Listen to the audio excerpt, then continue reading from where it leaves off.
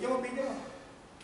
O, itong dryer na to, ganito na itsura ito, pero yung multi-crop. Ito ay meron thermostat ba? Thermostatic control. Kung anong gusto mong temperature, 90, 60, 70, 80, 100. Hanggang 110. Ayan yan. Kaya ito ay nagsisilbing dryer and sterilizer. Ito, kasi may thermostat kung gusto mo anong temperature ng mo. Ito, may switch, on and off lang. Ngayon, pag ito ay bumaba ang load ng kuryente, merong circuit breaker to, bumibitaw, o kaya may nag-switch, nag-short, Mayayari na, bibitaw yan. So wala, mas kinaiwanan, safe yan. Ito, dalawa yung kanya, adjustment. Adjuster nung init, dalawa yan. Namimili ka, yung isa, i-medium mo, yung isa, i-high mo. Kaya duwan, kung masira man isa, aandar pa din yan.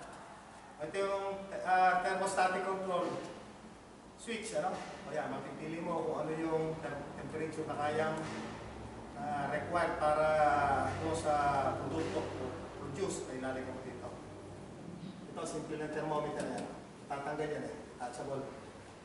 At ito, may nalilinis ito. Ito, may recirculating air duct. Yan, may recirculating air duct yan. Na umiikot doon. At ito, nalilinis din ito. So, ito, food grade, nalilinis At nakasunukan. Ayan. Alam mo yan, nalinis na. Kasi kada operation, nag-ooperate ka, ibang commodity, kung gusto malilinis, malilinis mo lahat. Dinadaanan ng hangin, malilinis. Ito. So, ano yung sabat? Sige, ito. Tatanggal ito. Gusto tanggal kapit mo lang. Ayan. Tatanggal yung tray yan.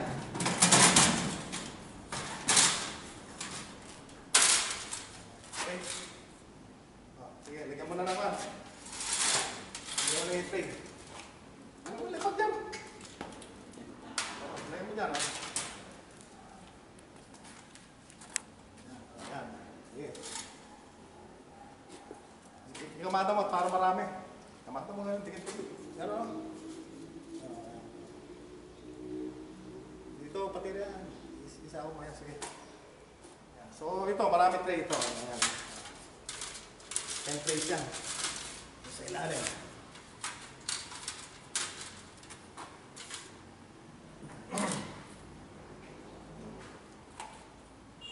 So, ito ay simple lang ito. Walang imported dito. Ang imported dito, motor lang. Kailangan siguro Pilipinas dapat meron tayong mga sariling motor na ginagawa o kaya mga engine, suggestion lang kasi marami tayong natural resources, mga mina, na pwede naman natin unting gawin unti-unti. Kaya ako'y nahilig dito, yun ang iniisip ko na ang bansa natin ay import. Ang aking plano ay talagang kung ano yung makayanan ko na design at magawa, hanggang doon na lang ako. Pero yung mga motor, dapat talaga may mga sarili tayong gawa, electric motor and engine sa mga sasakyan, sarili natin. Hindi ko wala, suggest lang. Tubos ko lang.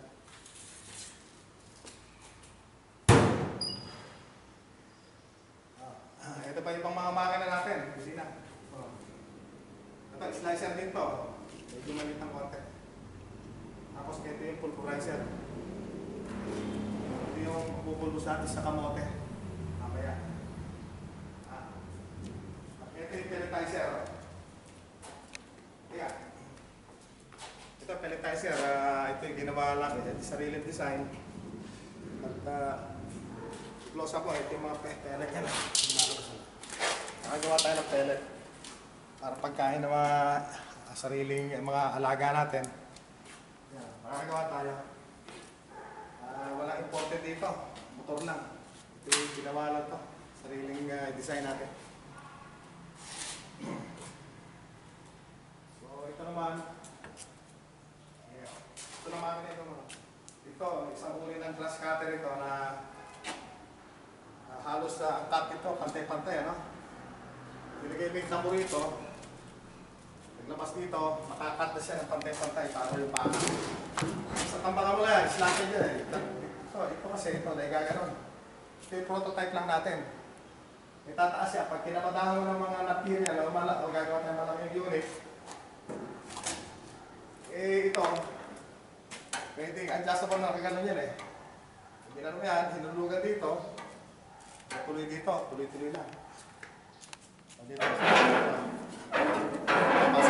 may design na tayo na malapad yan o malaki. Yung galing na pier, dahil nakakainin ng rotary blade. Ang cut yan eh, 2 inches o pwede 3 inches para sa pagkain ng kalabaw at mga baka at kambing. Kasi hindi pwede hindi putulin eh.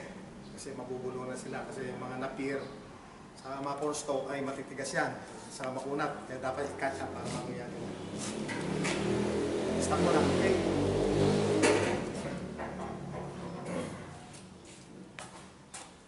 Okay na? Stop mo lang muna. O, pwede pa tuloy-tuloy yan. Tuloy mo ba? Ito. Ito mo. Ewan na saan na yan.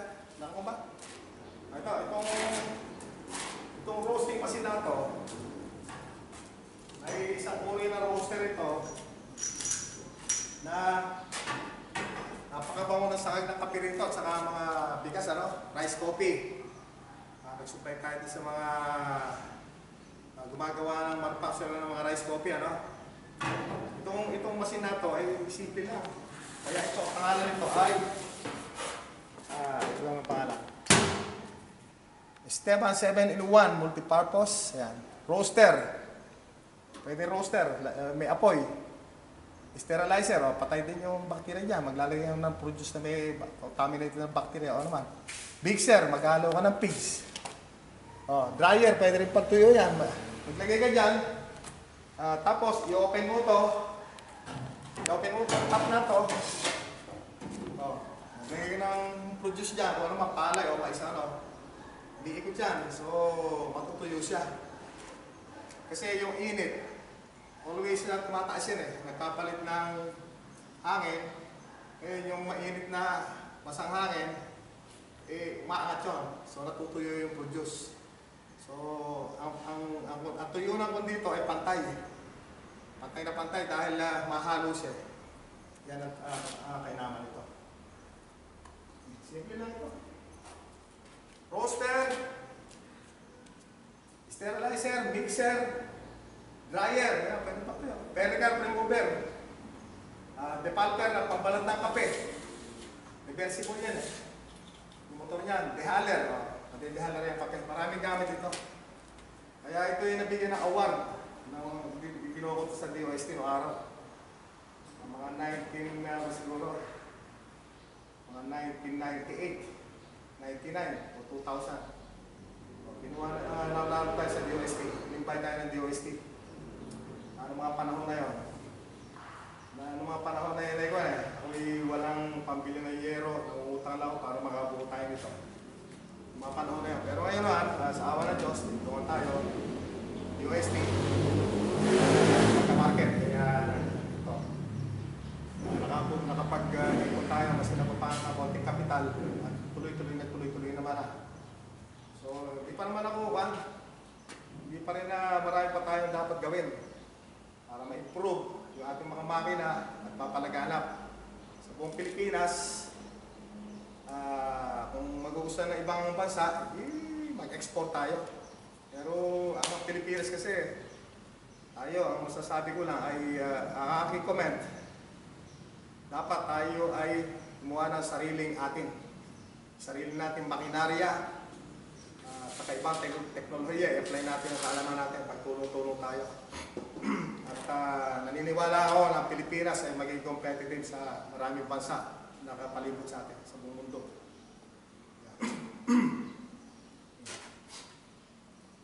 Bigyan na lang po ito. Ang basic patent, awardia sa DOST. Pwede maputol-putol yan, lagot. Ito naman. Ito, awardia din ng DOST ito. Dito, dito dito. Awardia ng DOST ito, isang uri ng rotary dryer ito. Rotary dryer. Ito ang title niya, Esteban Multipurpose Rotary Dryer Sterilizer. Bakit na dryer na, sterilizer pa? Kasi nga yung heat source nito, pwede Rizal, pwede LPG, o kung ano yung pwede heater na pwedeng gamitin dyan, pwede apply dito. Nakuha natin ang invention patent dito. Nabigyan ng invention patent. Invention means new. Ewan ko kung hanggang buong mundo. Kasi pagka sinabi invention, bago eh. Binigyan ng IPO ng patent na invention. Ayan, ito ay variable speed ito. Pag naglagay ka naman dito ng palay, naglagay ng palay dito may gram. Kaya ipoplot tayo na mahaba kasi yung talagang actual unit dito. Umiikot yun. Habang umiikot, may hot air dito sa dulo. Ngayon, pag sinalubong siya, unti-unti umiikot, bumukusan yung palay dito, yung hangin, sinasalubong siya, kaya natutuyo. Dahan-dahan. Ang mga unit ito talagang mahaba. Saka 3 gram. Wala na tayong gagawin na para tayo magbilad pa sa kalye. Yung magsasaka natin mga Pilipino, kawawa. Yung ating mga trader ang palay, nagbibilad doon sa highway. Kaya sana kung mapapansin ng gobyerno to, ni Pangulong Ferdinand Marcos, baka matulungan tayo na ito yung mapondohan itong mga inventions natin. Yung mga simple lang naman. So magagamit ang farmer. Ano muna? Stop muna. Hindi, tinuloy ba? Stop mo, pero pwede ituloy. Dapat pala, napaliwanag ko ito. Okay, ililibig ko na lang. Alvis, ito ito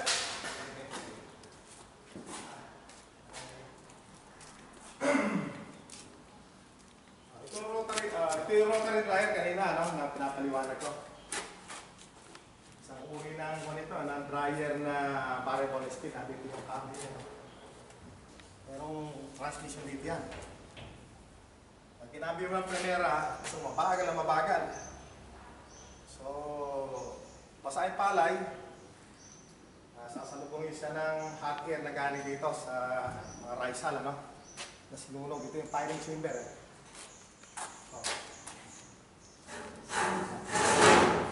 Yan, dito mayroong ipa rito. Duwag kasi ang ito, duwag lang heater ito . Pwedeng LPG, pwedeng kerosene o diesel, at pwede rin Rizal. Basta kung ano yung heat source na pwede na gustong gamitin, magamit na pwede ito natin. Dito, ito yung Rizal, pinakamatipid kasi hindi nabibilin eh. Bilang heat source para mapatuyo yung mga pasa natin ginanis sa bukid na ating mga magsasaka na para maiwasan yung pagkabulok at pagkalugi ating mga magsasaka Pilipino. Ito, nakuha rin natin ang patent ito, nabigyan ito ng invention patent. Ito sa mo. Awarded din ng DOS dito. National. Mga 1990s. Ayan. Award dito, nanalo. Nakuha natin award. Ito sa mo yun. Kaya ito ay, sa kung ko na to, merong heat exchanger to kakaiba ito Pag lumabas yung pasang hangin,